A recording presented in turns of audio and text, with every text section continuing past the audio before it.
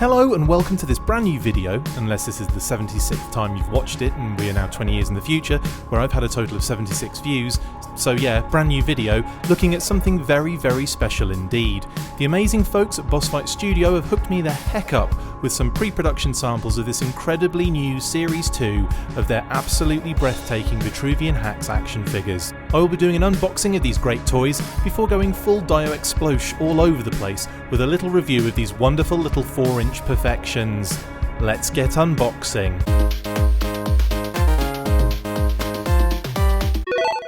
Let's see what's inside. I already know. Before we get stuck into Series 2 Wave 1, I'll quickly put these aside for now. We have a few other goodies in here. Wave 5.5 of Series 1 it would appear. These are some of my favourite H.A.C.K.S figures ever. See my video review of these from a few months ago. We have Medusa, Warrior Skeleton, Amazon Warrior, Spartan Warrior and the Berserker.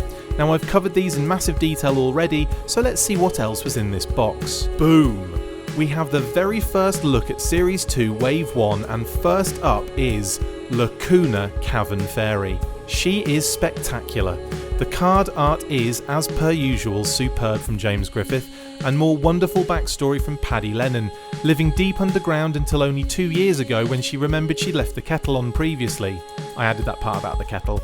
Her people live in a place called Aelui, which I'm sure I'm butchering in terms of the pronunciation.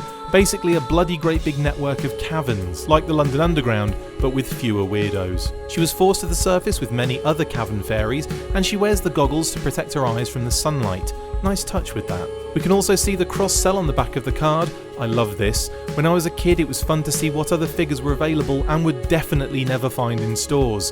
As well as the figures in this wave at the top, we can also see Wave 2 with some pretty crazy awesome looking characters. But we're getting ahead of ourselves, so let's get back to Wave 1. A lot of these withered branch, accord and asperity terms will be explained as we go along once again thanks to Paddy. Boss Fight have explained that it's not as clear as good versus evil in this particular series, which will make for some interesting storytelling in the file cards, and I'm sure the inevitable Total H.A.C.K.S Volume 2. Shout out to Brian Hickey for that as well. Also of note is the package design by Troy McKee. The easily accessible fold-over plastic clamshell makes for a collector-friendly approach, and I for one couldn't be happier about that.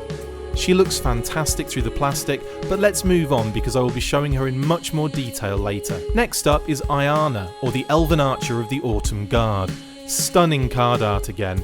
We get an insight into them as well, and the blurred lines between good and evil crop up again. The Elven army is split into two branches, Autumn and Spring. Spring is the tip of the spear, the offensive line, and they are aggressive in their elimination of threats to their kinfolk.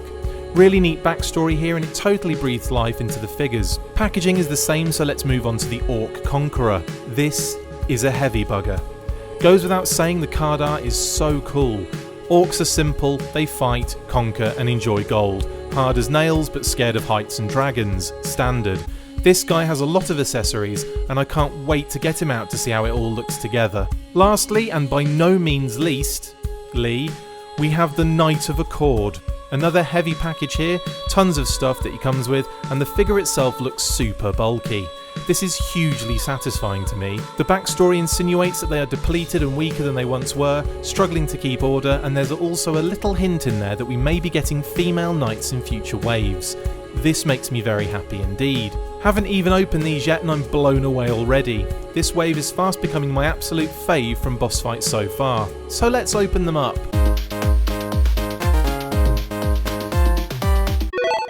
Starting with Lacuna Matata, it's so easy to open these figures, which is such an awesome selling point to me. She comes with a few levels of accessories. Here she is in all her lilac glory with... I actually have no idea what this is, but my goodness it looks awesome. She also has a staff with what appears to be some of Superman's home stuffed on the top. I kid of course, it's obviously a lilac version of what mosquitoes get trapped in Jurassic Park. Beautifully crafted and superbly detailed. Speaking of which, here she is. Wow. Just wow. Look at that hair. The goggles are cool and I just love the shape and detail of that do. The additional wings are insane. Boss Fight have created a number of new torsos in this wave that allow for these removable wings and articulated nonetheless. I don't have to go into the articulation of these again, but I will. Easily the most versatile action figure range in this scale, period. I will show you that later. Let's take her apart to show you how fantastic these figures are in a customizable sense. Head pops off easily, but at no point do you think it will fall off. The balance that Boss Fight have found is near perfection here. You can pop the waist away from the lower half and remove the arms for ease of accessory removal. The skirt/fustanella is really interesting, loads of textures and really beautifully designed. The parts click back together as easy as they were removed, and you can see just how articulated they are at this stage. Let's put her back together and see what else she comes with. Her open wings are very cool as well. They feel heavy, so hopefully they will stay up. Oh yes, they are perfect. I'm amazed at how they stay up in actual fact. The texture on the wings, the design, I am in heaven. She can hold her sticks and staffs very securely thanks to those expertly crafted hands. Her other wings can act as a cocoon, sort of. They fold around the arms to keep her warm while she's hanging upside down. I have no idea if she actually does that, by the way. Moving on to Ayana, the elven archer of the Autumn Guard. I feel like that's how she introduces herself, even to people she already knows. This deco is subtle, but when you get closer you can really see so many different shades on her clothing, it's just spectacular. She comes with a trusty bow, which is a simple design, but very effective indeed. There are points for some wire/string to be added to make a working bow, and the deco makes it look so real. The wood of the bow and the leather handle look great. You can't have a bow without a quiver and some arrows, and the team don't let us down here either. The quiver is very cool looking, has a peg for the back and holds the arrows comfortably. She comes with 2 knives and they can be attached to the quiver like so she can hold all of her weapons.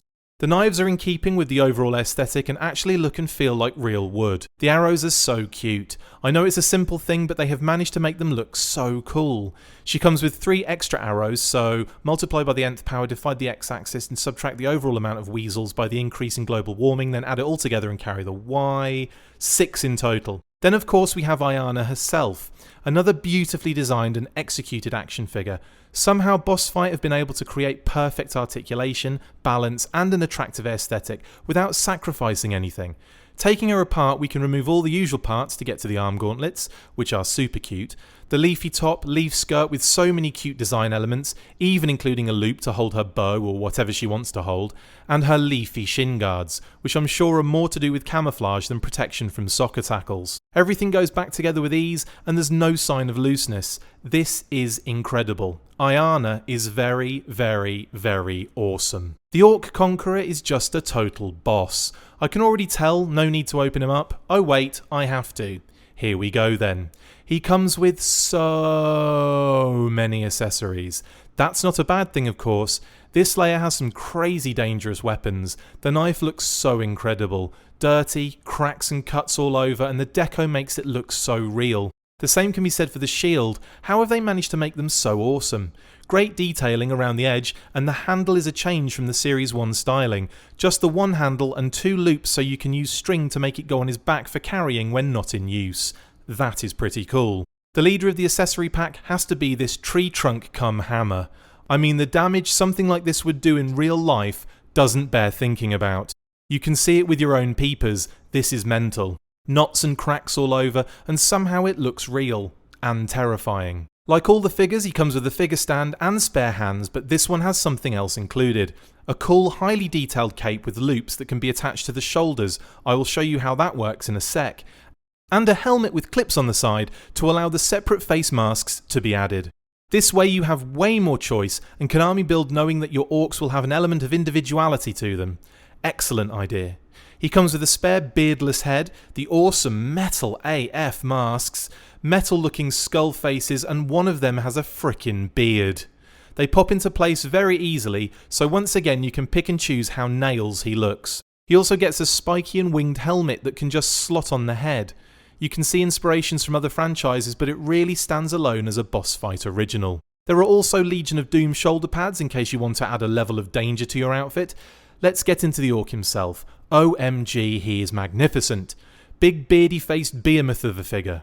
So many textures, furry gauntlets, bulky armoured torso with a secondary over the top, a belt that looks like a pair of furry pants, Legion of Doom thigh spikes that can be removed, furry boot covers, so much awesome it hurts. Breakdown is as easy as any other figure. Somehow Boss Fight have improved from their last series in terms of removal of gauntlets and parts, and I didn't even notice before. The customizing aspect is just a huge part of this line. You don't even have to be a great customizer.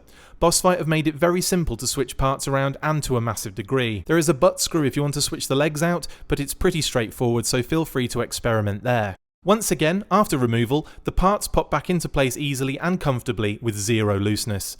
I love this guy. The new legs offer up some ideas for military and adventurer customs in this line, which is just fantastic.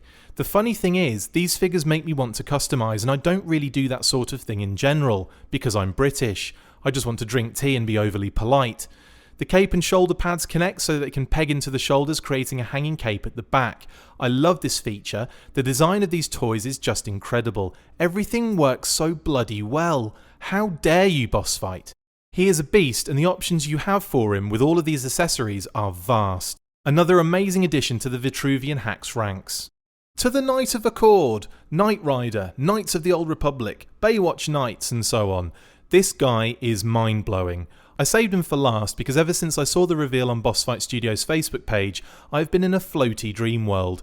As I remove the packaging and frivolously discard it into the ether, I come face to face with a figure I didn't know I needed until that fateful reveal day. The first layer gives us a beautiful sword with a gold handle and dirty silver blade, just gorgeous. It also has an attractive black and blue sheath with gold accents. There's a peg on the sheath so it can affix to his belt. The axe is exceptional. So much has gone into making this look epic. A glorious shield with two winged horses in black on blue, maybe an homage to their previous series perhaps?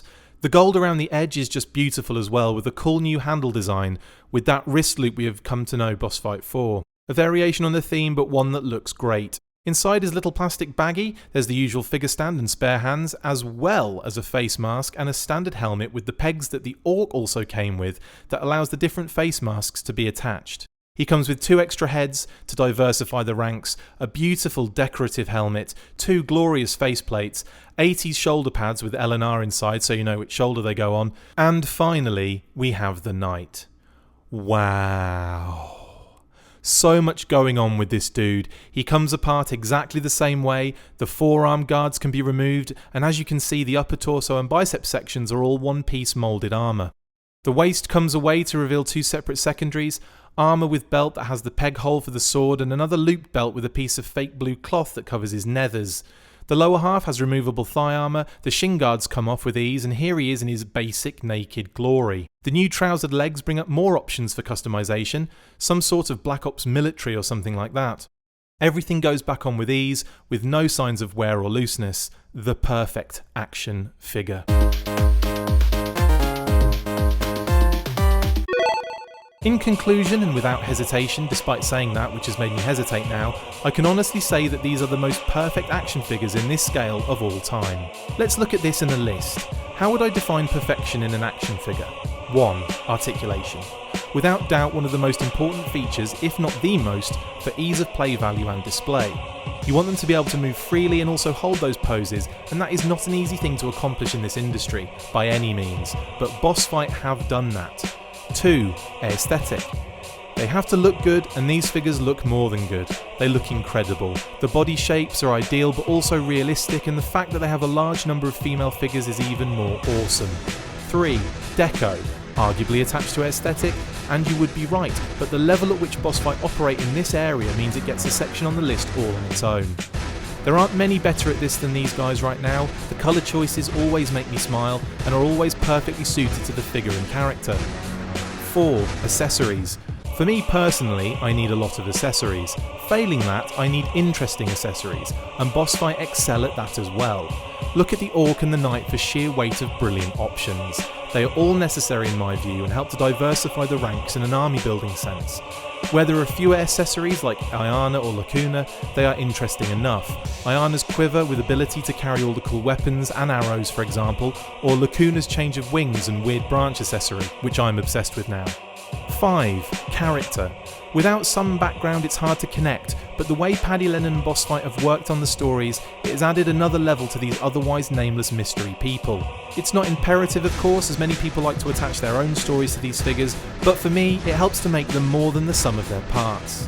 I love reading the file cards, and more so I love Total Hacks so much that I cannot wait for Volume 2, and indeed the graphic novel, so that I can immerse myself into the universe even more. Overall, my love for these figures is no secret, but can you blame me? I'm amazed every time I see new product from these guys and cannot wait to see more. I keep getting ahead of myself, but at some point I want to be able to look at the entire wave of these figures and appreciate the sheer genius of what they have created here. Perfection.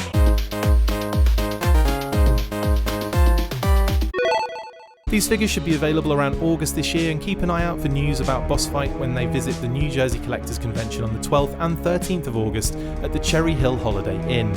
They'll be running a custom class, they'll have a panel to reveal a bunch of new stuff, as well as being there to show off product and sell, of course, so make sure you get yourselves down there for that. Thank you for watching this video, and thank you to Boss Fight for sending me the figures to do this in the first place.